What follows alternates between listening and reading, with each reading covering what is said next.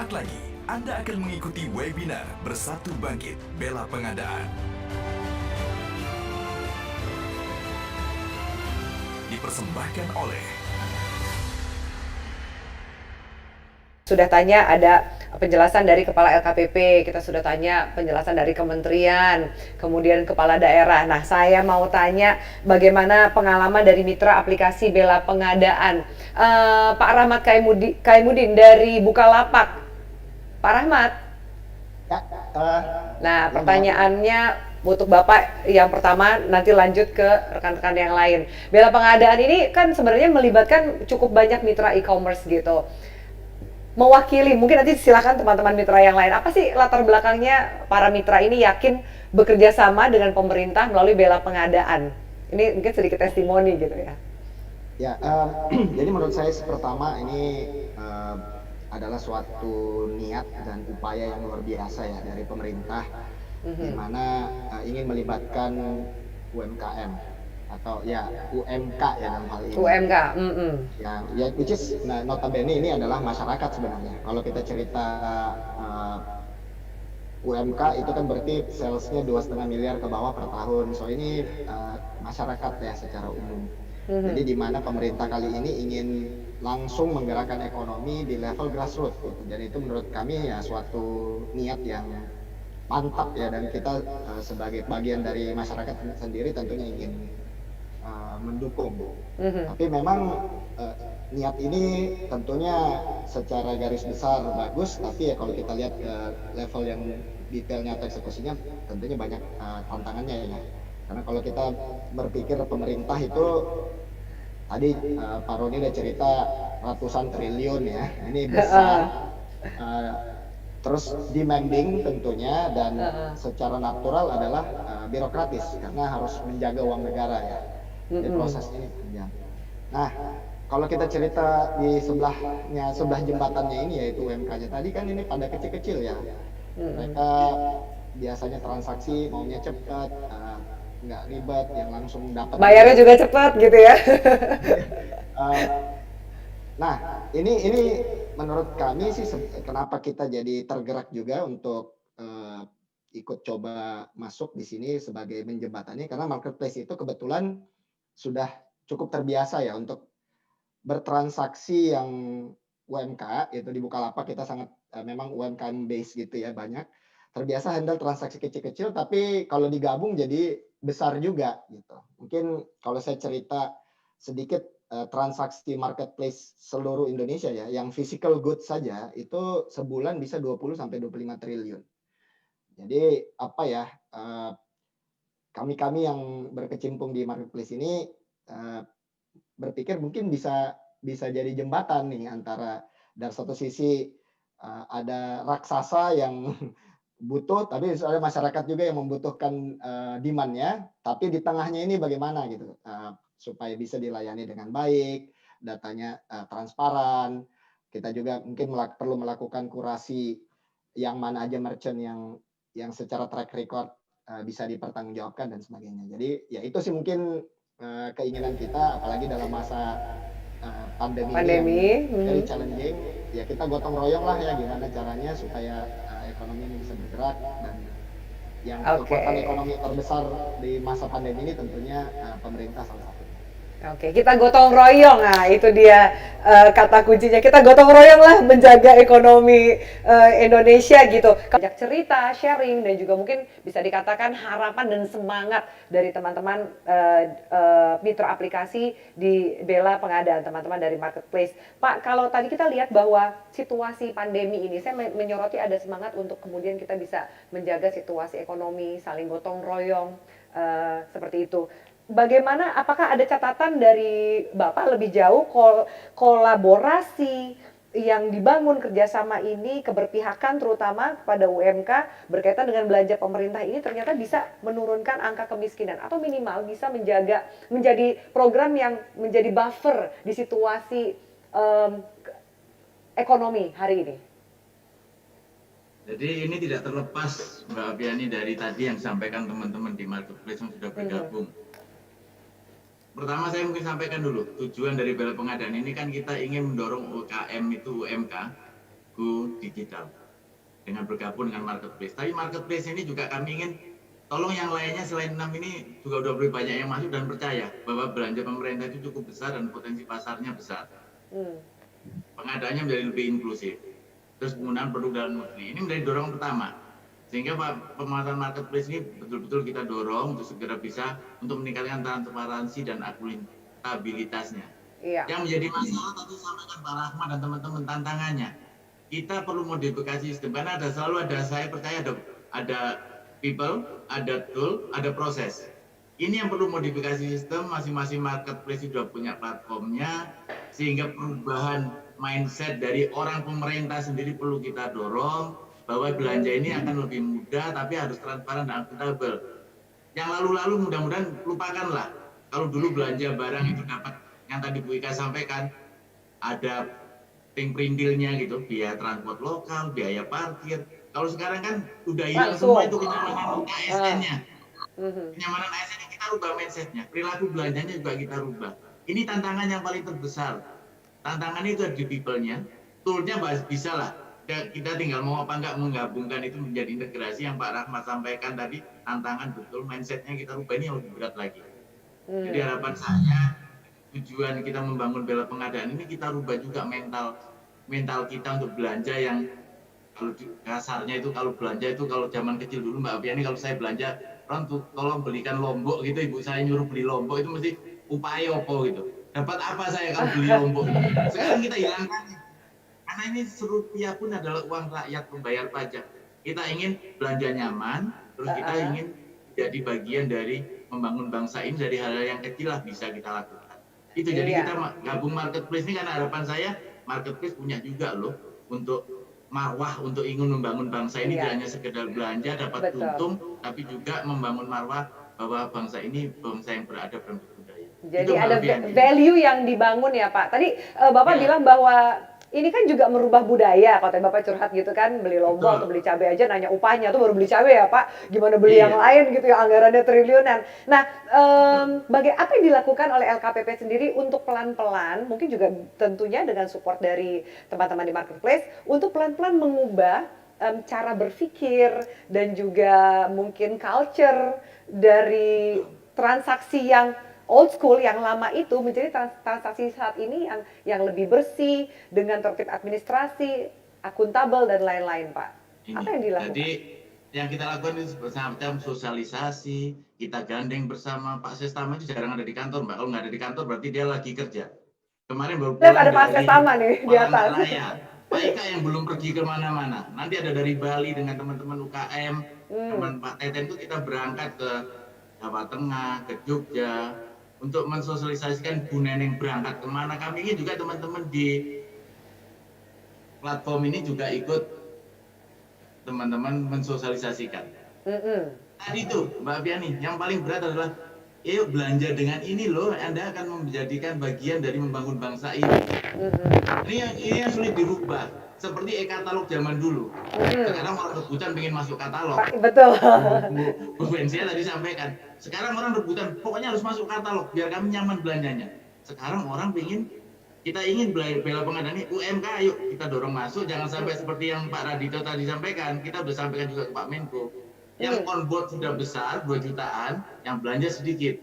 Tapi ini memang proses. Jadi kasarnya kalau di katalog dulu bongkar harga. Dan masih banyak orang yang tidak mau untuk masuk katalog. Karena apa? Harga yang dulu beli-beli kok harganya mahal ya? Kok kenapa sekarang jadi murah ya? Ada rasa ketakutan itu. Ini yang harus kita pelan-pelan, ayo teman-teman dibangun ya Pak. Pelan-pelan. Gojek, Grab, dan semuanya, ayo kita bangun.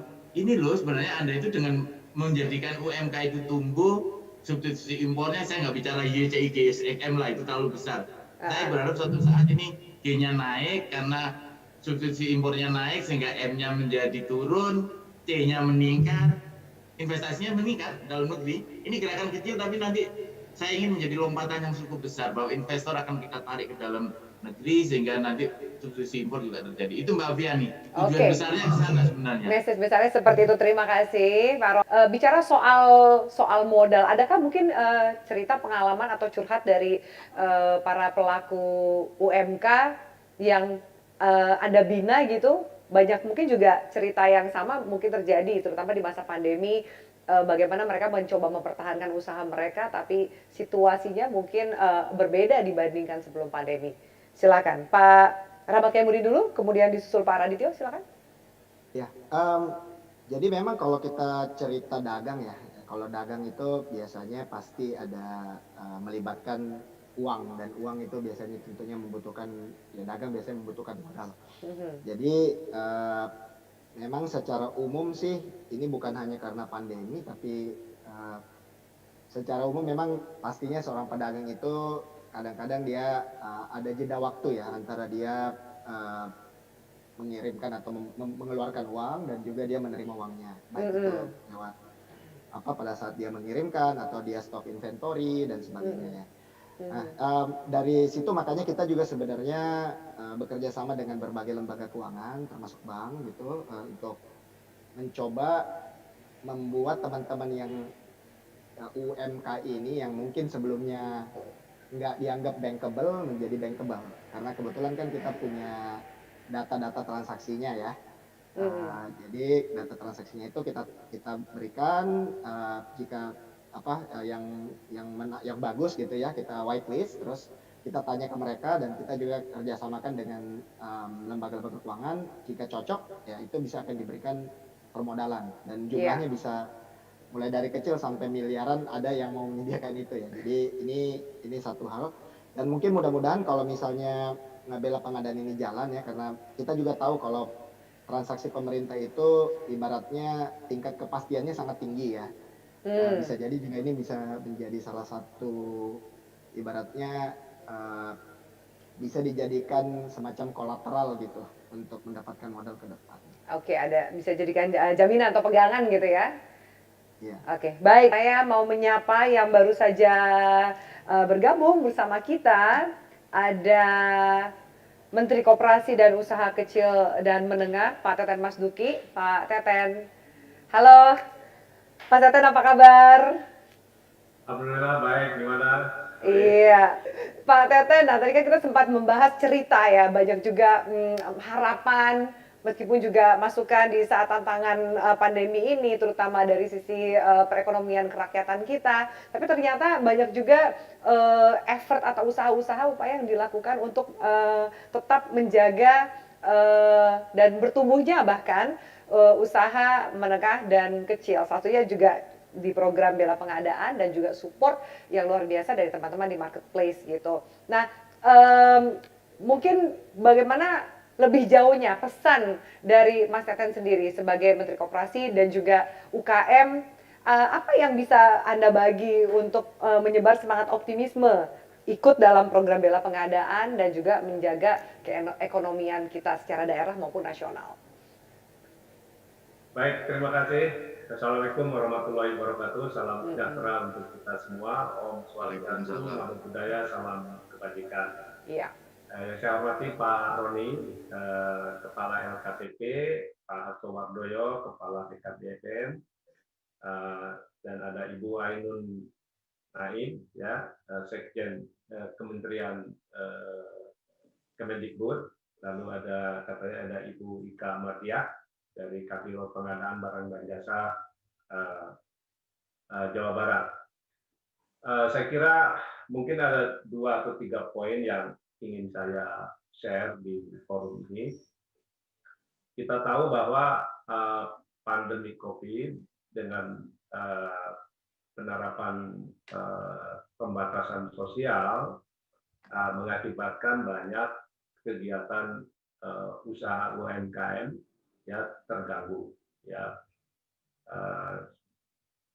Banyak dari mereka yang kemudian omsetnya turun, ya, dan variatif gitu. Intinya mereka banyak yang kehilangan pendapatan, dan kemudian mereka banyak juga yang di PHK. Saat ini yang di PHK kira-kira udah 3 juta lebih ya sejak pandemi COVID, dan kita juga punya angka pengangguran yang cukup besar, 6,9 juta, dan ini menyebabkan daya beli masyarakat turun, ya sehingga konsumsi turun. Nah, padahal 5 tahun terakhir ini sebelum pandemi COVID, ekonomi Indonesia sangat diandalkan, sangat mengandalkan pada kekuatan domestik, yaitu belanja pemerintah dan konsumsi masyarakat yang di atas 50%. Nah, sekarang konsumsi masyarakat ini yang tertekan, ya karena banyak kegiatan ekonomi termasuk UMKM yang mengalami penurunan omset yang luar biasa. Nah, karena itu maka saat ini di tengah daya beli yang menurun, maka belanja pemerintah BUMN ini yang kita sedang upayakan bagaimana bisa ikut menyerap produk UMKM, ya. Dan tentu saja kita juga harus memanfaatkan bagaimana pasar domestik yang sangat besar. Kita sudah memiliki mendekati 300 juta ya penduduk Indonesia. Saya kira ini pasar yang sangat besar. Karena itu gerakan Bangga Buatan Indonesia, yaitu ingin mendorong juga konsumsi masyarakat agar membeli produk-produk buatan Indonesia, ya bukan produk impor. Nah, sehingga dengan begitu diharapkan meskipun daya beli turun, ya masyarakat kita perputaran ekonomi, saya kira kalau membeli produk-produk buatan dalam negeri, buatan lokal, perputaran ekonomi masih bisa dijaga, ya. Nah, di samping juga memang saya kira banyak program bantuan sosial yang digelontorkan ke masyarakat, termasuk juga bantuan produktif, hibah modal kerja yang juga digelontorkan ke masyarakat selain program restrukturisasi pinjaman, ya, yang saya kira cukup besar. Tapi itu kan tidak akan bisa mengembalikan keadaan ekonomi seperti sebelum pandemi COVID. Nah, kami sekarang dengan Pak Roni, LKPP, bagaimana mengefektifkan belanja kementerian dan lembaga termasuk daerah menyerap produk UMKM. Nah, UMKM ini kan 99% pelaku usaha di Indonesia, sehingga kebijakan untuk memulihkan ekonomi nasional itu pertama-tama yang harus dipulihkan adalah UMKM-nya dulu. Nah, karena itu maka kebijakan pemerintah sekarang sudah sangat tepat bagaimana belanja KL itu termasuk daerah, BUMN harus menyerap produk UMKM. Nah, Pak Roni secara lebih detail nanti, tapi sekarang kan kita ingin bagaimana mempercepat ya, mempermudah proses pengadaan di LKPP-nya. Ya. Saya kira kita semua tahu pengadaan lewat digital ini kita harapkan juga selain mendorong transparansi di dalam pengadaan, tapi juga sebenarnya ingin mempercepat proses pengadaan.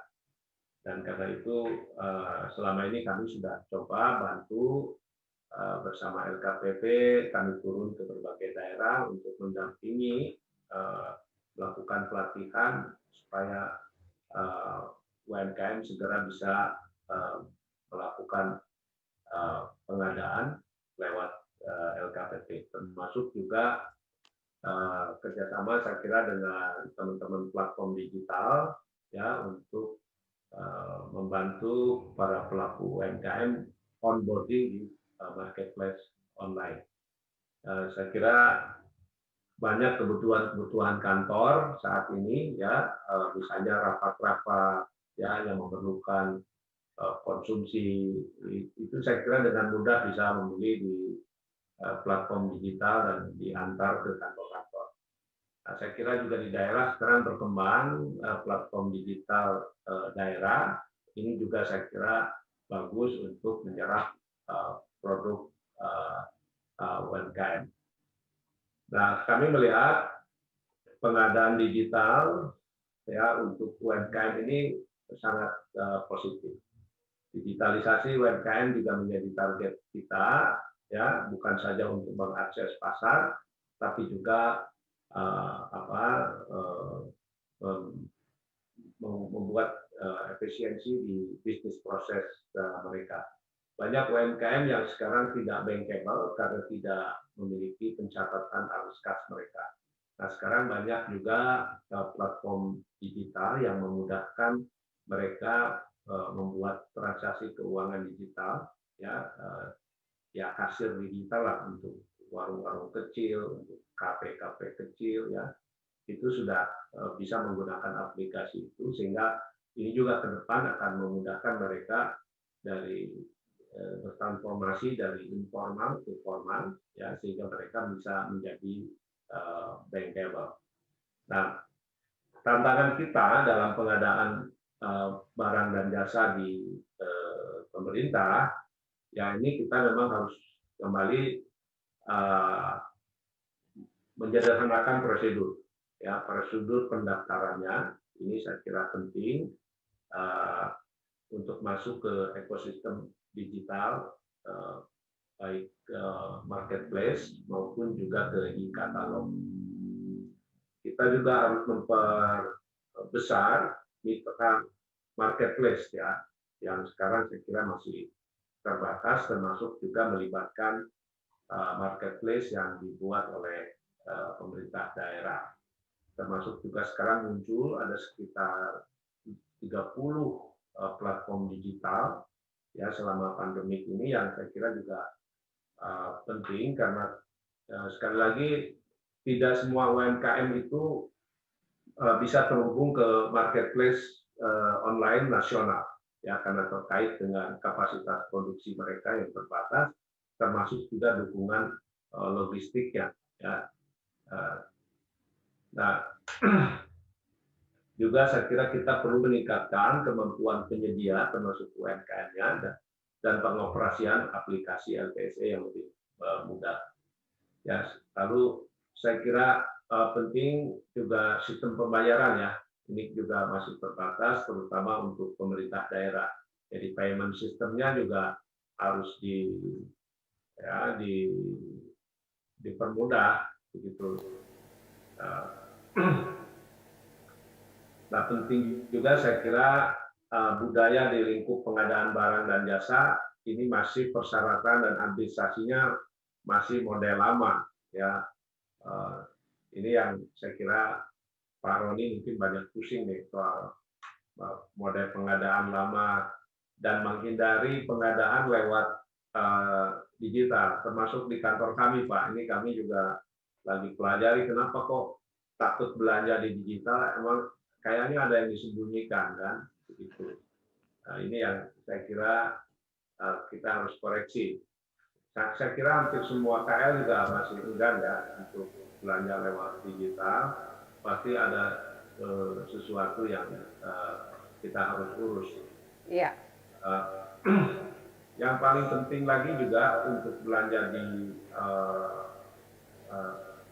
di katalog, misalnya UMKM itu kan terbatas modal kerjanya, ya, tidak bisa nyetok barang lah, gudang juga mereka nggak punya. Sehingga kami sudah bicara dengan Pak Roni beberapa waktu lalu bahwa penting kementerian dan lembaga termasuk daerah itu segera mengajukan rencana belanjanya masuk ke sirupnya LKPP supaya jauh-jauh hari UMKM sudah bisa menyiapkan produknya. UMKM nggak bisa mendadak begitu, ya, karena keterbatasan modal seperti itu. Nah, jadi itu penting. Ya. Nah, untuk yang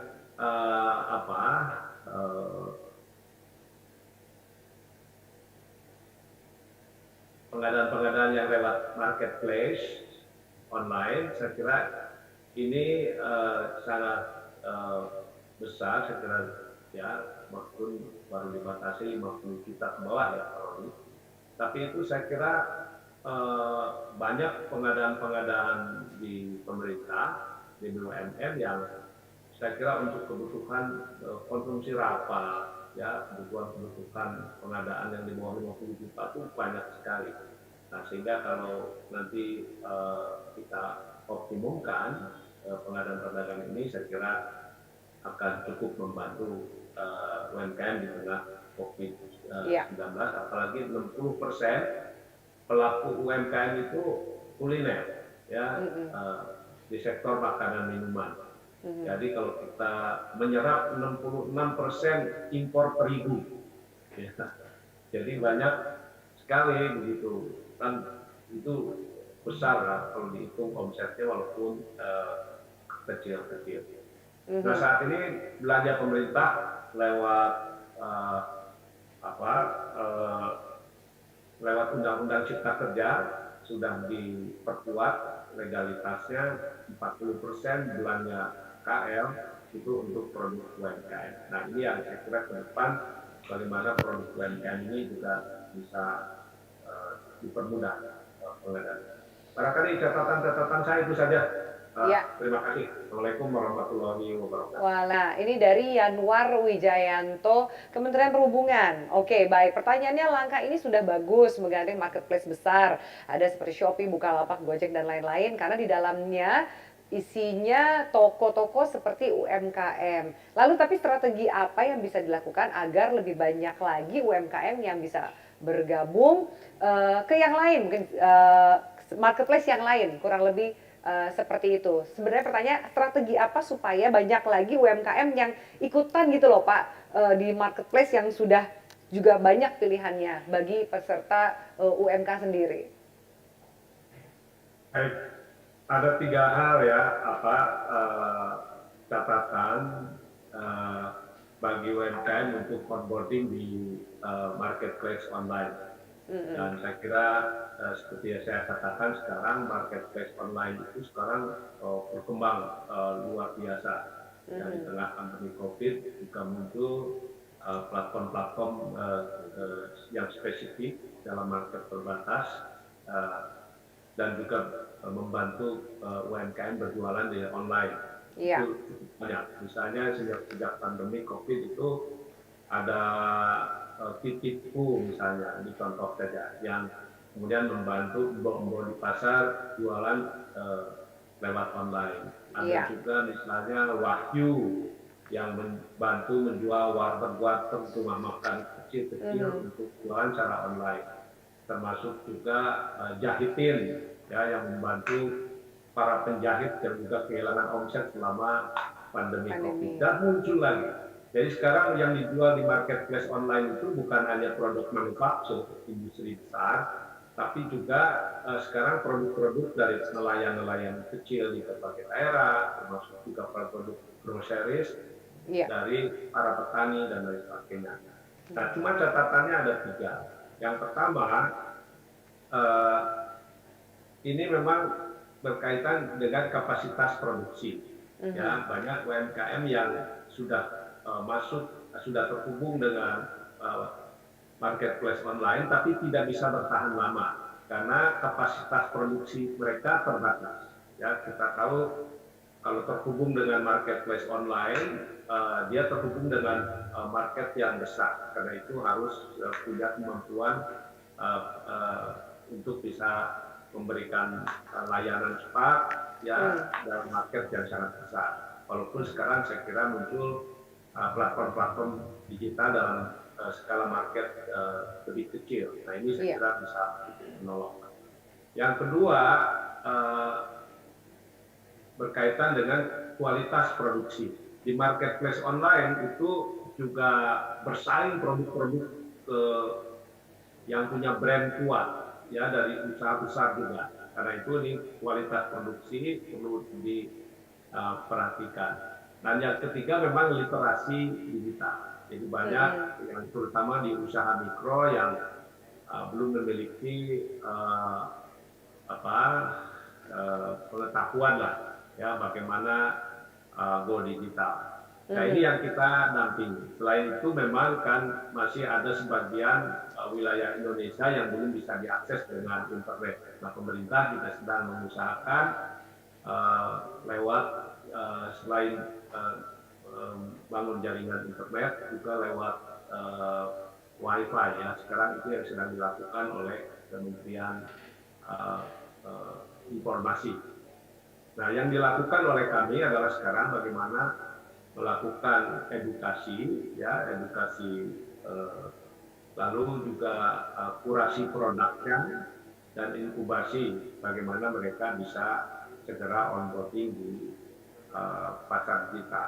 Nah, tapi harus disadari bahwa tidak semua UMKM, ya, terutama yang usaha mikro, bisa berjualan di online karena keterbatasan sumber daya mereka. Mereka ini kan semua CEO, Chief Operating Officer, ya, semua dikerjakan sendiri. Iya. Nah, jadi mereka akan terganggu produksinya kalau mereka juga harus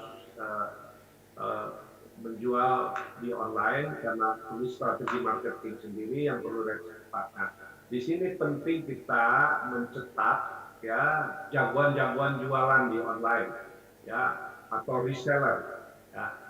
Pengalaman Alibaba pertama saya kira, saya pernah diskusi dengan ownernya, ya, itu justru di awal-awal lebih banyak mencetak para jagoan jualan di online, ya, karena untuk menjual di online itu perlu strategi sendiri, beda dengan jualan dengan offline, ya.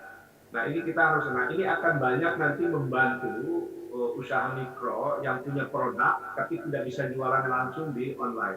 Nah, para reseller ini saya kira bisa dari kalangan mahasiswa, banyak sekali sekarang yang jualan lewat media sosial, ya, lewat IG, lewat Facebook, lewat YouTube, sebelum mereka nanti jualan di marketplace online. Nah, Iya. strateginya saya kira itu yang harus kita lakukan. Baik, Mas Teten, sedikit ini kan ada dana PEN ya yang juga diberikan kepada UMKM, dana pemulihan ekonomi nasional. Sejauh ini bagaimana update terbarunya berkaitan dengan diskusi yang kita lakukan saat ini? Ya, ada dua program utama. Yang pertama adalah program relaksasi atau restrukturisasi pinjaman untuk mereka UMKM yang bankable, tapi kemudian sekarang mengalami kesulitan untuk membayar cicilan bunganya. Itu lewat subsidi bunga dan restrukturisasi pinjaman selama 6 bulan. Nah, untuk usaha mikro yang belum bankable, yang belum menerima pinjaman dari bank, ini kami berikan banpres produktif usaha mikro berupa hibah modal kerja sebesar 2,4 juta satu kali, ya. Nah, sekarang untuk 12 juta dengan total 22 triliun. Nah, sekarang saya kira yang 9,1 juta sudah kami selesaikan 100%. Nah, sehingga kita sekarang maju yang untuk 3 juta berikutnya, yaitu untuk mencapai 12 juta. Oke. Nah, kira-kira gitu, Mbak Fiani.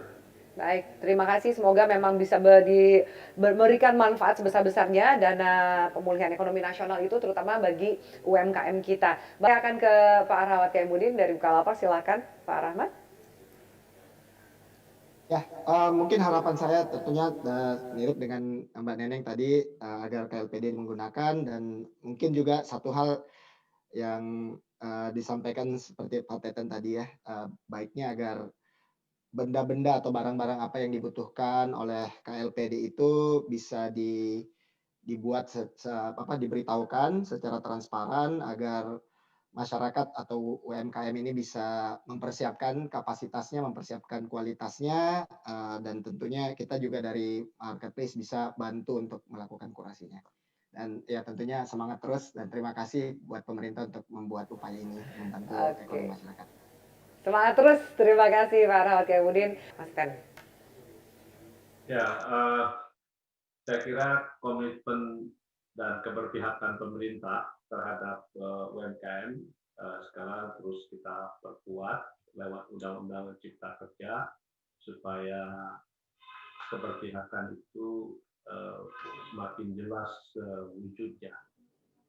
Belanja pemerintah sekarang sudah dipatok 40%, lewat Undang-Undang Cipta Kerja untuk diserap oleh pemerintah. Jadi saya kira sekarang teman-teman UMKM perlu segera mempersiapkan diri bagaimana menjadi penyedia dan pemasok barang dan jasa pemerintah. Manfaatkan platform digital, ya bukan hanya e-katalog LKPP, yang saya kira sekarang pengadaan pemerintah akan diperkuat. Untuk kebutuhan pembiayaan, saya kira sekarang di Undang-Undang Cipta Kerja kita permudah, jaminan berupa aset sekarang kita sudah geser dengan kegiatan usaha bisa dipakai untuk mengakses pembiayaan. Termasuk juga saya kira sekarang pengadaan-pengadaan di pemerintah untuk produk-produk tertentu nanti bisa bayar di muka, ya tidak kita bisa 100% bahkan, ya karena kita menyadari UMKM punya masalah dengan modal kerja dan modal investasi. Jadi sekali lagi manfaatkan kesempatan ini ya untuk mendorong UMKM kita terus berkembang. Ya, terima kasih. Mas Duki, kita manfaatkan ya kesempatan ini sebaik-baiknya. Baik, sekarang terakhir closing statement dari Pak Roni Dwi Susanto. Silakan Pak Roni. Terima kasih. Terakhir kami sampaikan terima kasih sebelumnya pada seluruh narasumber. Terkait dengan kegiatan hari ini, kita mengambil tema sengaja mengambil satu tarikan nafas bersatu bangkit. Ini menunjukkan suatu gerakan yang harus kita lakukan bersama. Komitmen sudah harus kita lakukan bersama. Ini terima kasih kepada teman-teman marketplace, kepada teman-teman UKM. Tinggal Pak Teten memang harus kita dorong. Undang-undangnya sudah ada, aturannya sudah ada, kewajiban membeli produk dalam negeri, mengutamakan usaha kecil menengah. Tinggal pembelinya. Pembelinya siapa? Kementerian, lembaga, pemerintah daerah. Pak Hasto sudah mencontohkan, kalau kita mau, kita bisa. Jadi kalimatnya bukan nggak bisa, kita mau dan bisa. Harapan kami memang UKM ini harus didorong dan UKM harus ditumbuhkan, tapi bukan dimanjakan. Sehingga teman-teman marketplace selalu bilang kami akan memberikan standar, kami akan memberikan kurasi. Jadi UKM tidak harus manja, UKM harus kita dorong untuk tetap bangkit juga. Tidak bisa kita dorong pembelinya beli barang sembarangan. Pak Hasto tadi sampaikan, kalau beli nyaman, beli yang impor harganya murah. Tapi kalau kita ingin maju, kita hidup untuk bersaing. Bersaing untuk kondisi yang sehat. Pengadaan tidak mencari harga yang paling murah, tapi harga yang wajar. Wajar kita membela UKM, karena di situ muncul tenaga kerja, kita juga ingin mengentaskan kemiskinan, dan kita bangga terhadap buatan Indonesia. Terima kasih Mbak Filiani, terima kasih untuk semuanya. Terima kasih Pak Roni. Gotong royong membuat kita bisa maju dan bermartabat. Saya pun yakin seperti itu, gotong royong bisa membuat kita maju bersama-sama. Ayo teman-teman UMK, kita harapan dan dukungan ini perlu kita satukan. Ada harapan, jadi perlu dukungan dan juga upaya dan usaha untuk menggiatkan penggunaan produk lokal. Kita mendorong kemajuan UMK dan juga tentunya endingnya adalah kita menjaga pertumbuhan ekonomi nasional kita. Saya ucapkan terima kasih banyak untuk 11 narasumber saya yang luar biasa, para pembicara. Terima kasih banyak atas partisipasi Anda, sharing sessionnya dan diskusinya dalam acara webinar Bersatu Bangkit Bela Pengadaan. Belanja melalui Bela Pengadaan. Bela Pengadaan merupakan platform yang dikembangkan dan dikelola oleh Lembaga Kebijakan Pengadaan Barang Jasa Pemerintah atau LKPP. Tujuannya adalah untuk memberikan kesempatan seluas-luasnya kepada usaha mikro dan kecil agar dapat menjual produknya kepada pemerintah dengan nilai sampai dengan Rp50 juta per paket pengadaan. Bela Pengadaan bisa diakses menggunakan akun SSID LPSE Anda.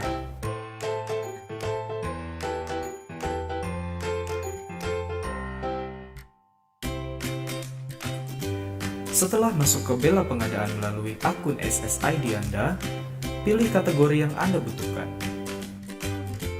Pilih operator yang Anda inginkan. Pilih produk dan jumlah produk sesuai kebutuhan. Klik keranjang dan lanjutkan pengajuan. Selanjutnya, isi form alamat,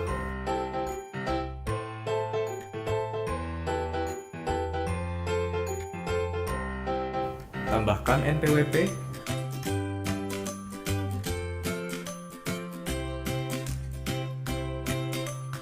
pilih kurir atau ambil sendiri. Lanjutkan ke pembayaran. Pilih cara pembayaran dan upload bukti bayar.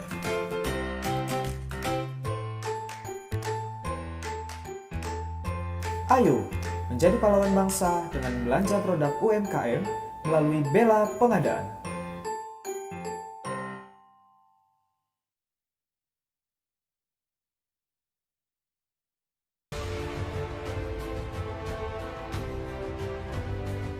Terima kasih Anda telah mengikuti webinar Bersatu Bangkit Bela Pengadaan.